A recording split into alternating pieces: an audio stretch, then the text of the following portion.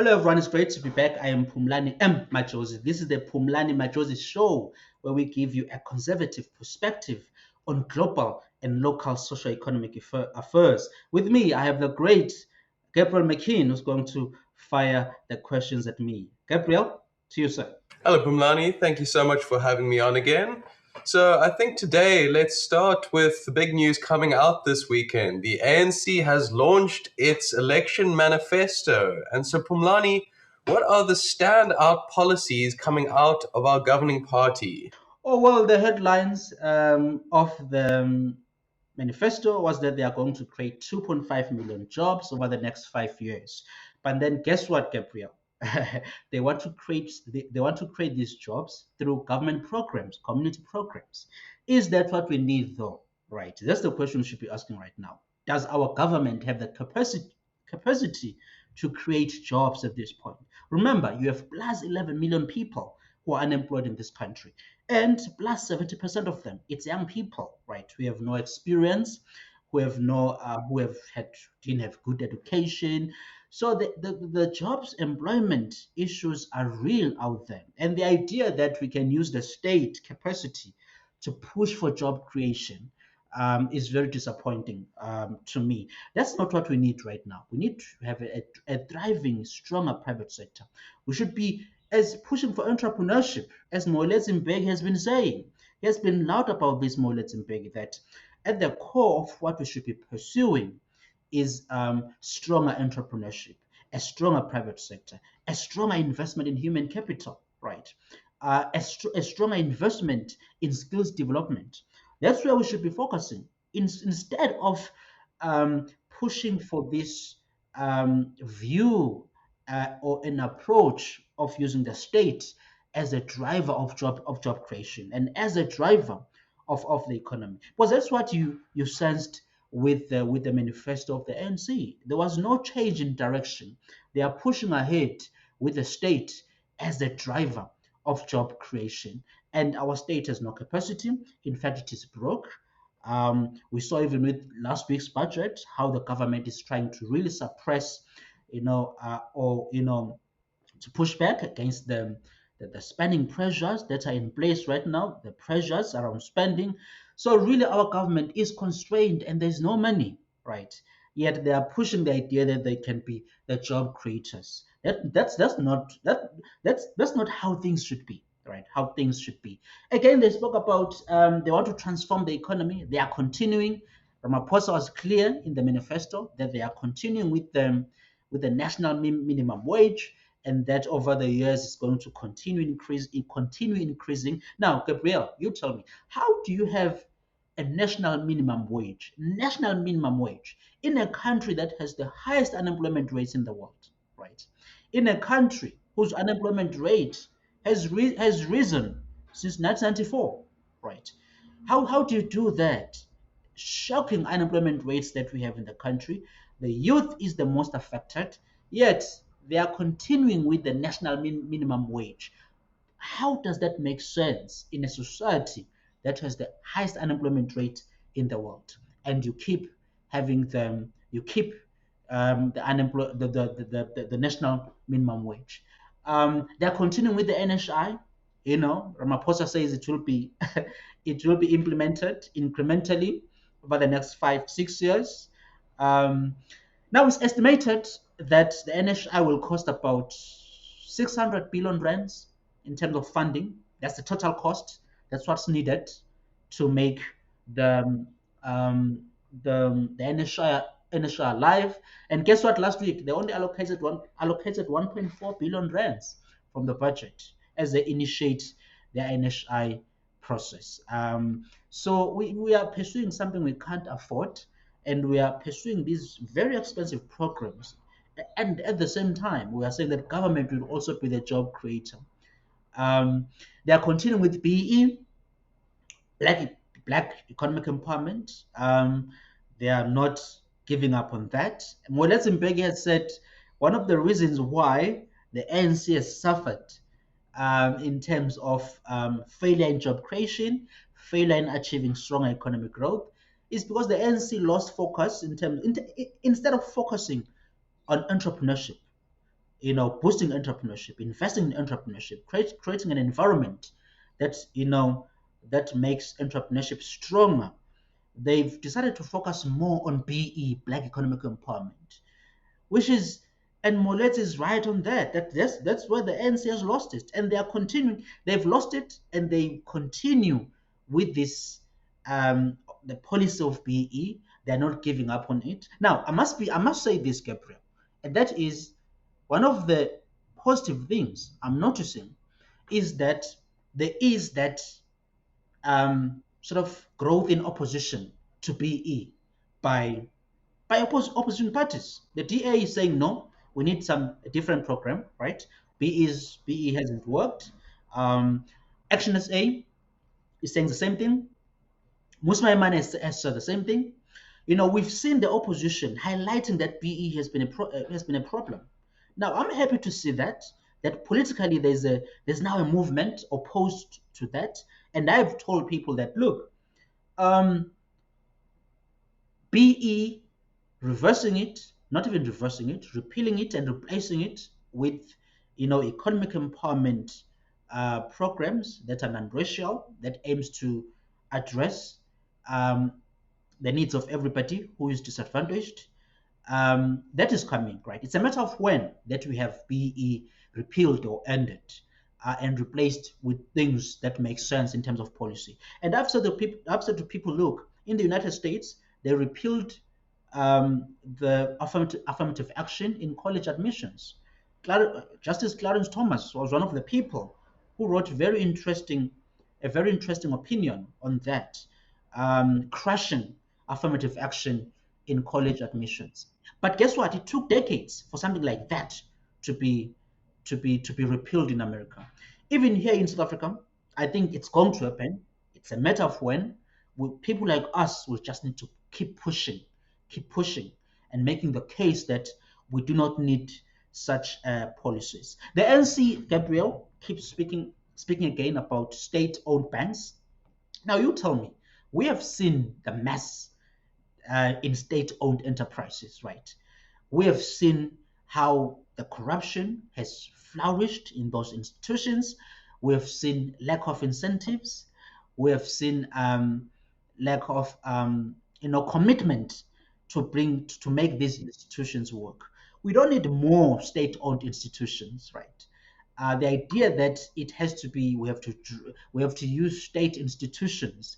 We must create more of them. I think that is totally, it's not a wise thing to do. We need to, the private sector must be the driver of this thing now.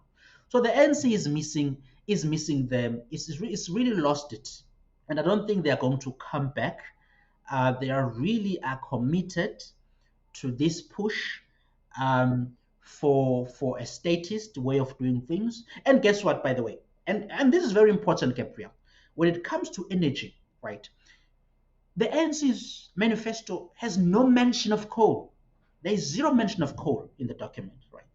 Yet everybody who is very sensible knows that in a developing country where you have plus 11 million people, 11 million people who are unemployed, you have half of the population still classified as poor. You have serious problems of education and so on. So serious socio-economic challenges. The idea that you can not mention coal, which is what really has been helping us for power and to power our country and to help businesses have enough supply of energy, of electricity. The fact that they mention that over the next 5 years or so, they will push for solar energy, renewable energies, and not really talking about diversifying our energy and even pushing for, at this point, for coal, because we need our coal to be used to power the country, to power the economy. The ANC has no mention of the coal. I looked at the document, the manifesto, no mention of the coal at all, right? They are talking about, renewable energies, so and solar and all of that. So I mean, this manifesto is really a manifesto where the ANC has totally lost it. It's got no new ideas. They are proposing something, something old. They are going ahead. In fact, they're even talking about social grants that they will make it permanent. Um, and for some reason, can I say this, Gabriel? And people, they need to understand this thing. Welfare or cash transfers are not the way to build a strong economy and a globally competitive economy. That's not the way, right? Now, let me give you a quick example here. Um, Inequality since 1994 in South Africa, income inequality in the country, since our democracy began in 1994, it's increased. That's according to the IMF numbers. Yet we've had all these programs and cash transfers in thinking that these things are going to reduce inequality and address our long-term socio-economic problems. They're not going to do it. Why? Because to build a stronger economy and a society that is growing, is becoming globally competitive, we need to have work. We need productivity. Productivity must be strong. You need families to be strong as well. You and I will speak about that one day, the importance of families and why they are central for economic development. Yes, it's economic productivity, stronger families. So these are the things, a stronger economy. Those are the things that you need. You don't need redistribution or social grants. Such things are not going to work for us. Yet the ANC is pushing ahead with such programs. So we are seeing these are signs of a confused party that has totally lost it, that continues to push for the state as the driver of them of the economy and job creation, and that is not what this country needs. We need a stronger private sector to take the reins and be the driver of this economy.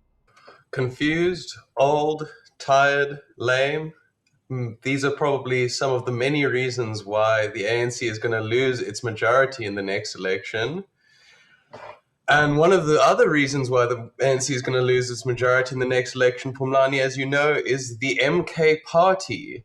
Now, Jacob Zuma has been going around the country giving speeches and promising voters many different things. Can you take us through, Phumlani, what Jacob Zuma has been doing and what the MK's party's platform seems to be up to now?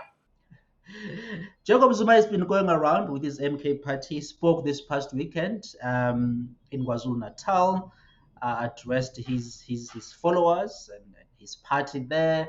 And Jacob Zuma says that teenage pregnancy won't be allowed by law. That's what he's saying. He says that he will reintroduce corporal punishment to enforce discipline. No child will call police on parents. He says that he's going to provide free education. Now, I agree on the first two things that we've got to come. Look, Gabriel, we need to. I think part of the mistake we have made over the past, it's been decades now. I think this thing has been, it's leftists, left-wing people in democracies have been pushing this narrative that the family order must not exist. Stronger families and order within families must be non-existent, and government must come and intrude and take over the raising of the child, the principles and values in families. The government must take all of that over, and there must be no families, right? If you're a parent and you instill the order and values in your family, now you'll be punished for that. So Jacob Zuma wants us to return to those values, which were not bad values.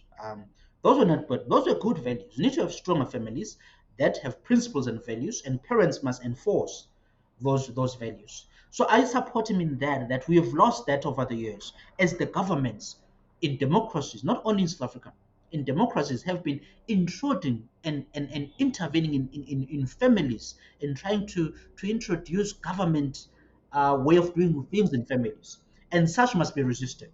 We need to go back to the idea where the school was a center of order. There was a time where if a child comes from a family where there were serious issues and serious shortcomings, when they get to school, they will be taught discipline, there will be order.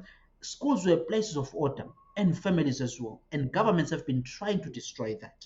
So Zuma is right on that. I would support him. I would support his view on that.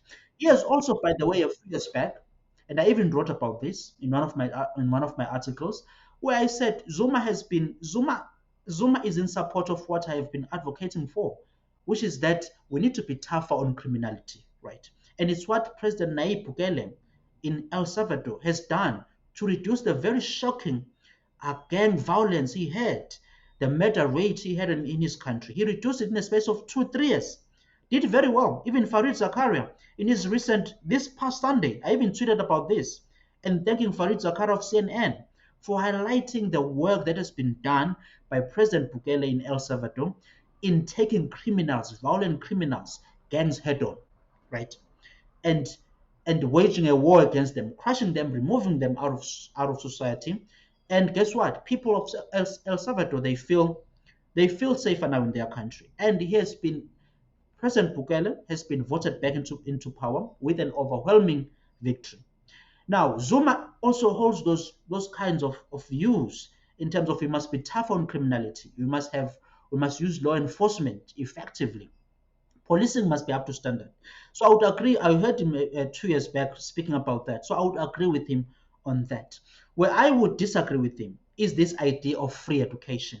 For me, I don't think free education, should exist. Right? There's a price for everything. Education costs money, and if you get, we have to pay for something. And there's nothing for free here.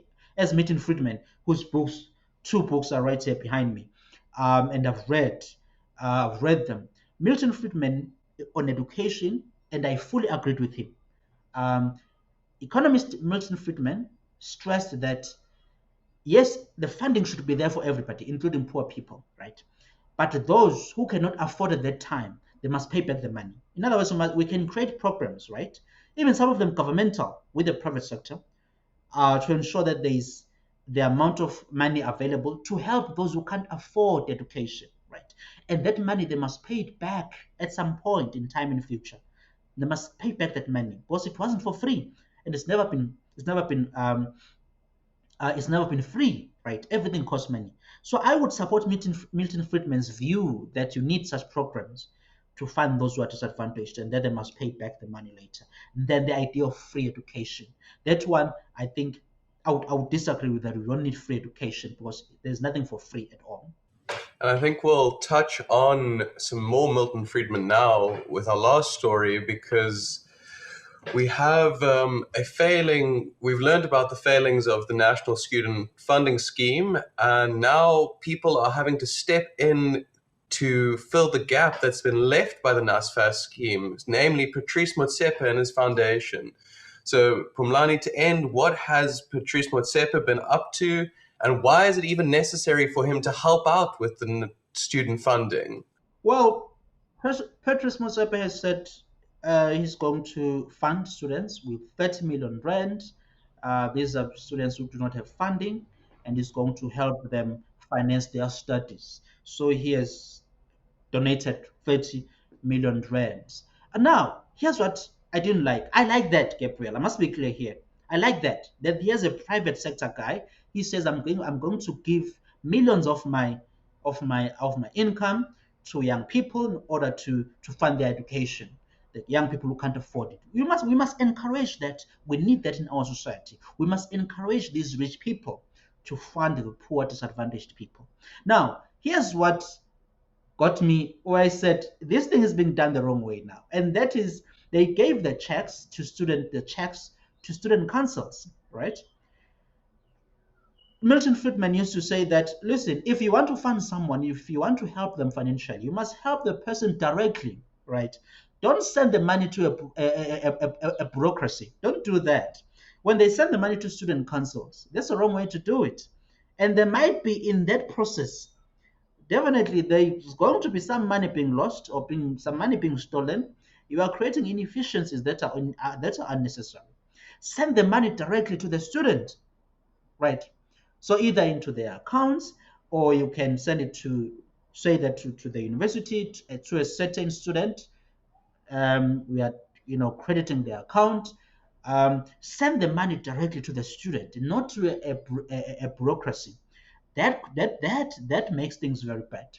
So our thinking in policy and in how we do things, including even the private sector, people like Patrice Motsepe, when they fund things, don't send the funds to bureaucrats, right? Send the funds directly to the student, because it's the student that needs the money. If you subsidize the student.